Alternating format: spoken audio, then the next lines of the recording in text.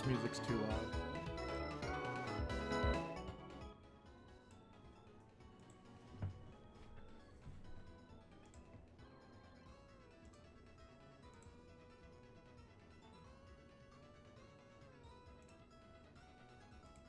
Hold on, getting my video up. All right, well, guess we're good here.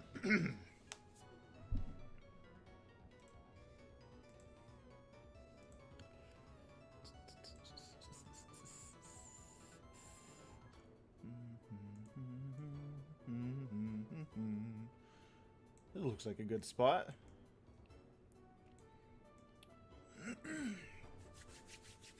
Fuck, I forgot water.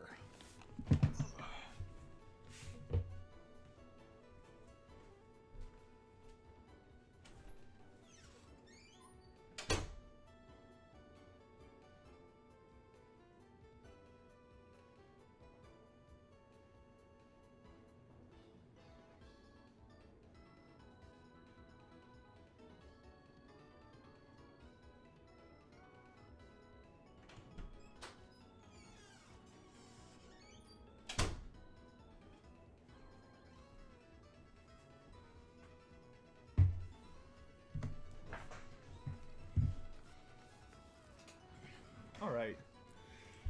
We're here. We're good to go. We're now 5 weeks into our 10-week regular season for the Minor Battle League, and I just wanted to take some time and, talk a little bit about my impressions, about how I've been doing, because this is my very first draft league ever, and, it's been a really interesting experience for me.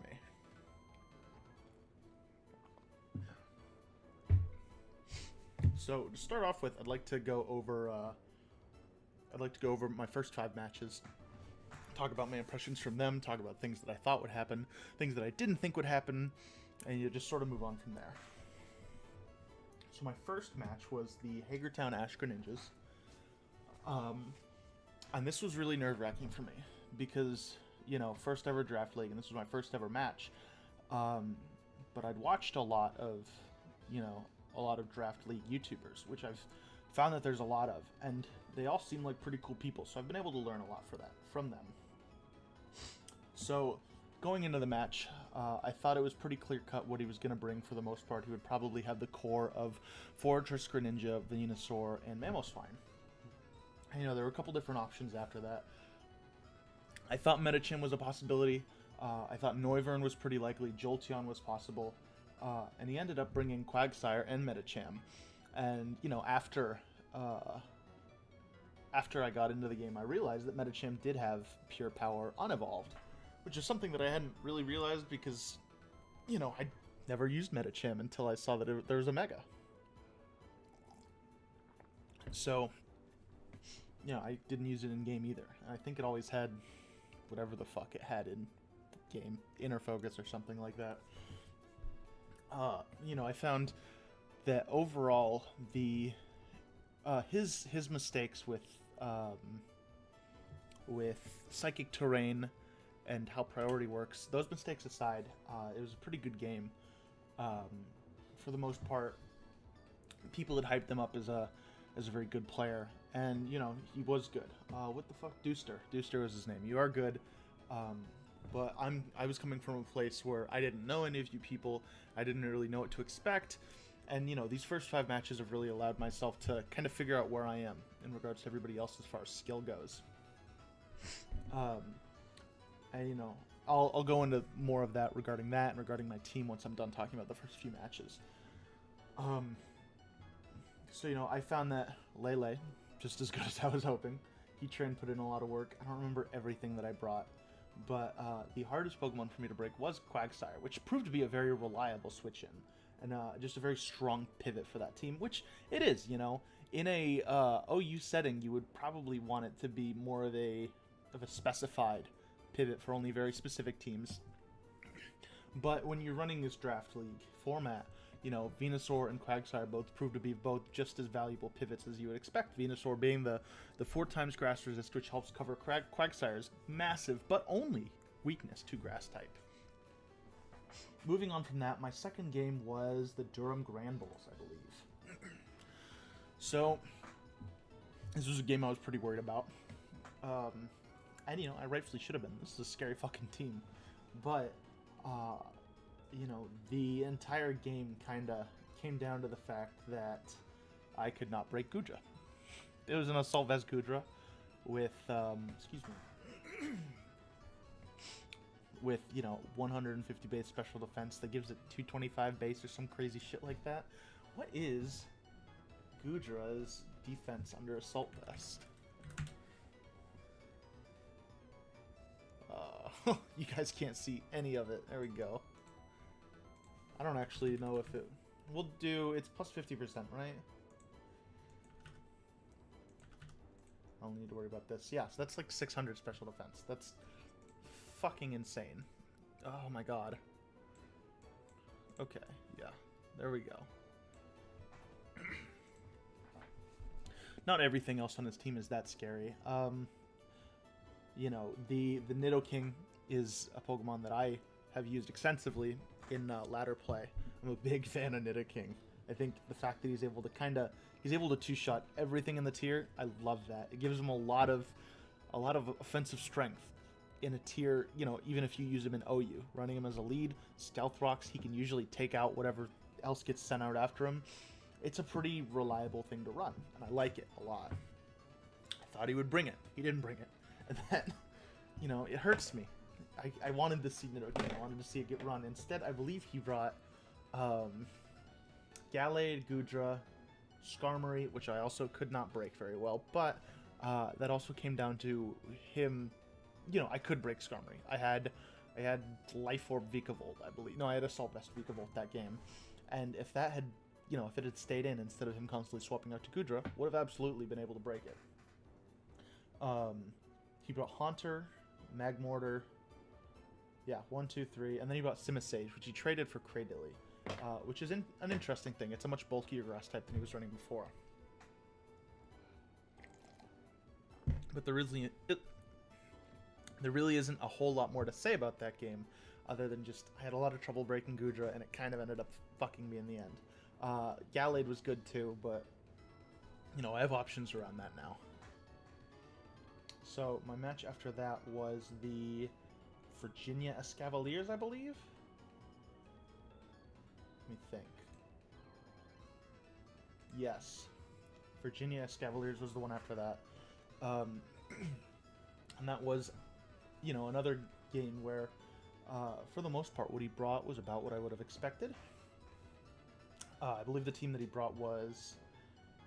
It was Finny, Gothitelle, Rotom, Flygon, Drapion, and Aerodactyl, which is a very aggressive setup.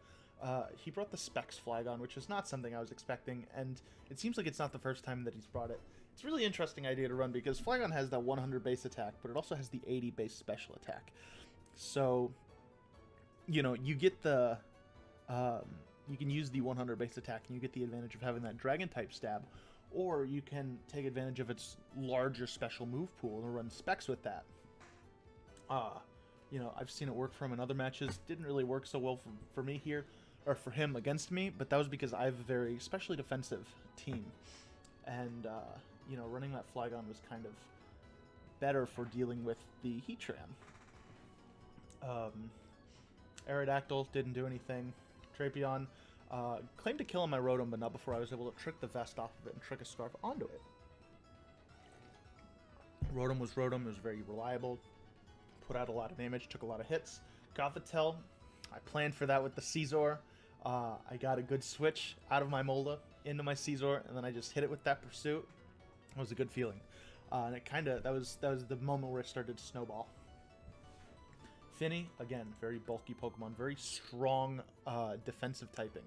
Allowed him to take a lot of hits. I believe he has base 115 defense, base 130 special defense. Might be the other way around. It's not really important in the context of this video, but good game for the most part from Kinder. Yeah, I forgot to say the Durham Grand Bulls was Cam playing that, and that was the one where I forgot to record it, and I had my friends Zach and Alias coming in afterwards to commentate on it. After that, we had, I believe it was the Toronto Toracats, and this match, oh god. So this was another one of many matches that I was preparing for, and watching his video afterwards, I learned that he was equally as scared for my team as I was of his. Because this guy has fucking threats. I was terrified of Hoopa. I was terrified of Metacham, which Metacham is something he should have brought in as much as he could. Because that's one of those Pokemon where you send it out, you click a button, and you get a kill. But he decided not to bring that. And, you know, better for me. I planned for him to have it, but it's not the end of the world. He brought Bulu, Scolipede, Swampert, Kofag, Miltank, and Raikou. It was an Assault Vest Raikou, Stealth Rock Miltank, I think. No, Stealth Rock was on Swampert. Kofag was Calm Mind Hex. And Bulu, he told me about this after. He ran some whack fucking mean look Bulus. He actually ran mean look Bulu, which blows my fucking mind. Because I didn't know Bulu got mean look. I wouldn't have expected him to bring a trapping set. But it's ironic, because I also brought a trapping Tangela, which, you know, is much bulkier than Bulu is. You know, I was running the Infestation, the Toxic, the Sleep Powder, and the Synthesis, which would easily allow me to stall out whatever I needed to. And that was the game that I had a great core of, I had the Regenerator core of Tangela and Alamamola. And that was also that was the week that I traded for Golbat. And I used the Golbat in that game, which, you know, successfully took a lot of hits really well. That Eviolite Bold Golbat fucking tanks, dude. He gets Roost, he gets Defog, he gets, you know, 100% accuracy Toxics. I was enjoying it, and he's probably going to get more use in the future. But that game was the one where it went to time. It went the full 60 minutes.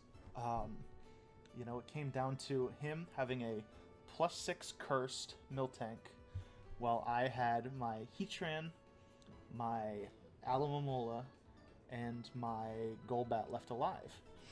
And the core that I had left was just so bulky that he could not break it. But I'll be fucking damned if he didn't get every single Paralyze on that Miltank Body Slam. And the whole time I was thinking, like, you know, I gotta swap back into Mola here, and if he swaps to Bulu on this, switch, that means I lose. Like, I can't take a swap here, but I really can't live another hit, and I gotta wish back out. And I assumed you would have some sort of, you know, a Swords Dance Bulu set or a defensive bulky one, and he had that trapping set, which, fuck, I did not expect that. And I guess he had Z Woodhammer with that as well. So, a little bit of both ways. You know, it was a good match. Ultimately, I won because I had the more health. But, you know, as boring as it was at the time, looking back on it, I had a lot of fun sitting there fucking laughing my ass off at it. And then we come to, was that all of them? 1, 2, 3, 4, 5. Huh, I guess so. We come to last week, which was the Fior Fairies. You know, I wasn't really concerned about this, but it is a very threatening team. You know, looking at this, you know, Aqua just has threats after threats after threats. But as I was in Team Preview, I realized Heatran walls fucking everyone. Nobody can break him. And that's how I led. I led Heatran, and I claimed my kill. I got some unlucky hacks. I took Galvantula down to Sash with 1 Lava Plume, and then I got the burn, and it meant it was an Oko. So, you know, unfortunate, meant that once I got Sticky Webs out of the way, I didn't have to worry about it anymore. And similarly, Aqua led Gardevoir next, and missed 2 Focus Blasts in a row, which is not what you want to see, not what you want to have to deal with. But, you know, that's just how the game can be sometimes. It was a pretty good match, albeit a bit shorter one than my other games. But, you know, that's just how it is sometimes. When you're winning, you're winning. So I want to go and talk about my team a little bit. Let me, fuck. Come on, don't, I just want to, there. I want to go down this list a little more. Let me zoom in so that y'all can see this. So you can see, week 1, I drafted Gastrodon, and I immediately swapped it for Snorlax because I was a little too heavy on the bulky waters. Then week 4, I dropped Claydol for Golbat. And, you know, that was a good swap. I've been happy with that. And then, you can see here the KDs of everything. I don't think that's really how it works. You don't just subtract it. It's like a fraction or percentage or a decimal thing. So I think that everything would look a little more honest if you, not honest, but like a little more accurate if you did actual kills divided by deaths. But not my league. I don't really give a fuck. You can see here that, you know, Lele and Caesar have been putting in a lot of work. They've been getting a lot of kills. I'm not too concerned about the deaths for a couple reasons. The main one being that I am in 2nd place in this league right now, which real happy about that. You know, I'm not trying to save my Pokemon so much as I am just trying to win. I'm not too concerned about the differential. If I can manage it, that's fine, but, you know, I would rather make a sack and get a clean switch in than, you know, take extra damage by swapping something out. Snorlax has put in good work in his 1 game that I debuted him. I like him. He's got 160 base HP. You know, he takes hits even if he's not supposed to. Alomomola and Rotom, not surprised they haven't gotten kills because they're mostly there for support. Vikavolt, I'll talk about him in a second. Heatran and Mudsdale both been good. Can't be complaining about them.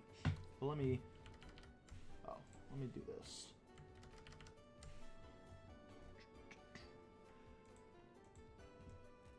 Put this back over here.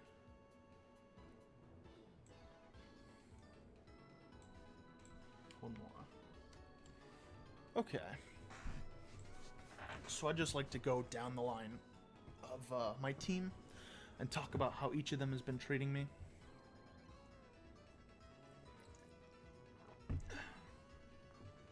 We're going to start with Mega Slowbro.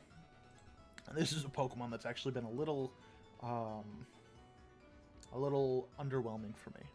You know, I like Mega Slowbro in a vacuum. I think that having 180 base defense or whatever the fuck he has a 130 base special attack, he has 95 HP, regenerator before he Mega Evolves. You can swap him in and immediately swap him back out just to take a hit. I think that is really good. You know, I think his move pool is really cool. He's got Thunderbolt, he's got Flamethrower, Fire Blast. I think he has Fire Blast. I don't actually know if he has Flamethrower. You know, he's got a very powerful Scald. He's got Psychic, he's got Psyshock, he has Ice Beam. He has a lot going for him in terms of offenses, but I found that defensively he's very disappointing. You know, he gets Slack Off, which is a nice plus. However,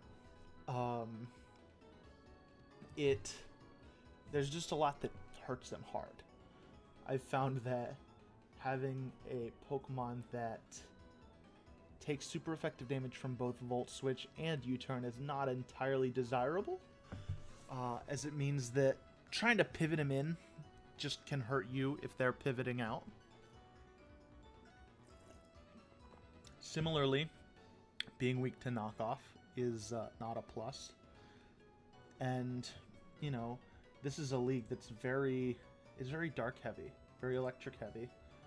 Just looking down here, you can see that there's not a lot of stuff that your boy Snorlax really wants to go up against.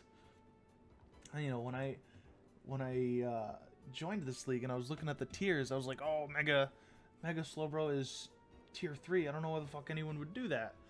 And, you know, I think that not all the tiers were perfectly done. For example, Mega Cham and Heracross being in the same tier as Slowbro, and below Mega Absol and Aggron and whatnot. I think that, you know, maybe not the best way to do it. But, you know, I thought I'm going to take Mega Slowbro and I'm going to get some extra value out of it by not having to worry as much about my later picks. That may not have been the right choice. I was like the second or third pick, so I could have very easily picked something such as... I could have gotten Mega Manectric. I could have gotten Mega Scizor instead of regular Scizor. I could have gotten, you know, Mega Gyarados if I wanted something similar but much more offensive. You know, I'm a big fan of Mega Pinsir. Could have grabbed that. But, you know, that's kind of, that's in the past. This is my first draft league ever, so I'm not going to worry too much about it, especially since it's been going pretty well. But, you know, just something for next time. Maybe don't pick Mega Slowbro right off the bat. Lele has been fucking awesome. I love Lele. I loved it before, but, you know, when I was in the drafting phase, I just thought, well, Lele is one of those Pokemons that, you know, similar to Megacham, you send it out, you pick them on, you know, the enemy team picks him on while you click a button, and whatever he sends out probably dies. So, I'm not unhappy with that. Lele currently is, I want to say, in 4th place for the most kills in the league. It has 7 kills total across 5 matches, which is probably good. I don't actually know. But, you know, base 95 speed in what is honestly a pretty low speed league so far. And, you know, looking at some of my next matches, maybe not so much soon. But having that 95 speed means that a lot of times I can run a Scarf on it without really having to worry so much about investing speed. Because just by having a base 95 speed means that it'll outspeed a lot of things on its own. And that means that I can put a lot of EVs into its go back to school with T-Mobile. Get a Samsung Galaxy S8. Don't fucking text me while I'm trying to fucking make a video. Lele has a lot of natural bulk that you can put a lot of EVs into. What is it? I want to say it is 75 base HP. Let's find this out. 75 base HP, 75 base defense, 70 HP, 75 defense, 115 special defense. That's pretty good. You know, those are not stats that you scoff at. Lele takes Steel-type hits. No. Lele takes a lot of hits pretty well. And the added power of Psychic Terrain means that even Steel-type hits such as Bullet Punch, you know, don't work as well. And I say Steel-type. I don't mean Steel-type. I mean Priority. I don't know why I'm fucking focused on that so much. Lucky for me, the only one that really threatens it is Scizor, which I also have. So moving on to Scizor, I've mostly run him in a Choice Band, and that's been great. Choice Band Scizor, fucking nuts. He has a higher attack with Choice Band than regular Scizor, or than Mega Scizor does, and his Bullet Punch hits that much harder because of it. You can, you know, hit really hard on your U-turns. You can hit really hard on a Pursuit, a Knockoff, Superpower. And what I've found is that more often than not, I would like to run him in, you know, in a way that you don't need a speed investment, because you're not really concerned with when he's attacking, because either he's going to be attacking exactly when you want him to, be that moving first with Bullet Punch, moving last with a U-turn, or, you know, not worrying about that at all with a Pursuit. And that means that I don't really have to worry about when he attacks, because I know when he's going to attack. And he's going to attack fucking hard, because Choice Band is so good. I haven't really run too many defensive sets. I tend to run max HP on him, but I haven't been running any specifically defensive sets, you know, in the way that... Come on, Billy. You can think of it. Can't really run it in the way that the, say, Mega Scizor in OU would be run, with, you know, a utility role with max defense, max HP, and then just taking advantage of having 150 base attack to do all the damage with Bullet Punch. I haven't really run Defog on him much either, but that's fine. I've got some ideas for the future. Next, we're going to go to Snorlax. Don't have a whole lot to say about him. I've only brought him in for one match. He takes special hits really well. Base 110 special defense, base 160 HP, which means that, you know, he eats. And you can, you know, Snorlax's whole thing is eating. I run Recycle on him. Recycle Gluttony means that you have Recover. You're a Snorlax with Recover, and that's awesome. Alomomola, max HP defense.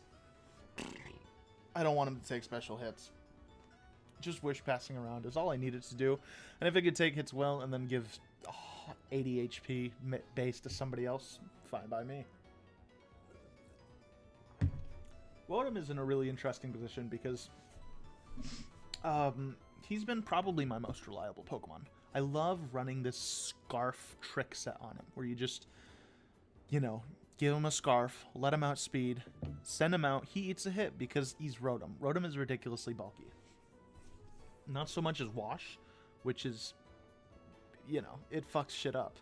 But Rotom has the advantage of having the grass typing, which, I don't know. I've found that there aren't a whole lot of offensive grass types, which means if I had Wash, I wouldn't have to worry so much. But in a similar sense, Rotom has a lot of resistances that help me with the way that things are right now on my team. What I'm lacking, what I need, means that I can swap them into a lot of stuff. You trick the Scarf onto somebody, now it's their problem. You get a Leftovers or a Soul Vest or whatever the fuck they had, and, you know, them being weakened or having their options fucked with means you can get a new switch in much safer. I have some future plans for him, what I want to do with him. We'll see what happens. Obviously, I don't want to give anything away. Next, we have Vikavolt. He's been in a few of my teams, but typically, I just find that the rest of my team is doing so much work, I don't really have a reason to swap him in. But having Bug and Electric type coverage with 140 base special attack and an immunity to Earthquake is fucking huge. Whenever he does come in, he does a lot of damage, and I appreciate that, and I hope that you're going to help me more in my upcoming battles. That's all I really have to say about him. Now, Heatran. Oh boy. He is, you know, he's Heatran. Everybody knows what Heatran does. He's fucking insane. One of the most broken Pokemon in OU, and now I get to bring him in with a calm max special defense set because everything else on my team is so strong. I just need something that can realistically take special hits for me. Because look at how fucking bulky I am. We got this guy, this guy, this guy, this guy, this guy. Well, not this guy. This guy. They're all taking this guy. They're all taking physical hits for me, and I need somebody that can take the special side. And you know, that's where Snorlax and that's where Heatran come in. Anything shy of an Earthquake, which I have plenty of other swap-ins for. Anything shy of an Earthquake is, you know, something that he can take pretty easily. And I hope he keeps doing that. Because I'm going to keep clicking Toxic, and I'm going to keep clicking Lava Plume, and Flash Cannon, and whatever else he needs to click to be able to kill the bad guys. Mudsdale's found use for me in a couple games. I want to say it was the match against the Virginia Escavaliers and Fjord Fairies, and in both of those situations, he claimed some good kills. He did a lot of work, and the stamina ability is fucking awesome. Just throwing an AV on him and giving him 4 attacks such as Earthquake, Heavy Slam, Close Combat, and Counter means that he can take hits and he can hit back pretty well. Sorry if I'm kind of speeding through it because I already focused on my hard hitters and my important stuff, and I'm just kind of getting through the stuff that hasn't been as necessary for me so far. We got Golbat, who's only debuted in one match. That was against the match where I went to time against Chris, and he was good. He took hits a lot better than I expected he would. You know, I knew that he was going to be pretty good defensively. Flying and Poison is a really good defensive typing. You know, with Eviolite, he's able to take a lot more than the average person would expect. And he gets that defog. Am I running out of my... Wow, I've been talking for 30 minutes. Let's find a new song. Route 2016 Daytime. What I want to find is the one from Diamond version that's like... And then in the background there's a thing that's like is this it? Let's find it right now. This is important to me. I want routes, damn it. What is Route 210? No, I just listened to that one. 20.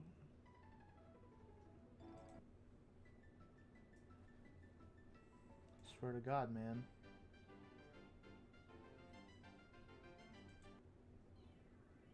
Oh, here it is.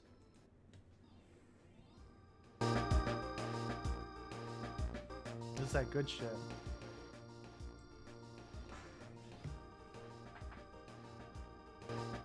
Alright, turn it down a little more. You're a little too loud for me now. Okay. Back to what we were talking about. Finally we have Tangela, who formed the second part of the Regenerator Core. Tangela has been, you know, pretty good.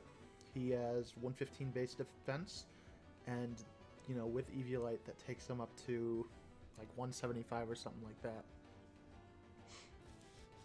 Monograss is a good typing. Lets him take a lot. And, you know, having access to Synthesis, having access to Infestation, Leech Seed, Leaf Storm if he needs it. The fuck else? He has that Regenerator. It just makes him really bulky, even if his base HP is only like 60 or so.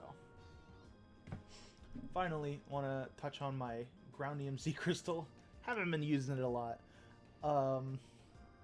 You know, the only things that can use it well are Heatran and Mudsdale, and I've only been using them defensively.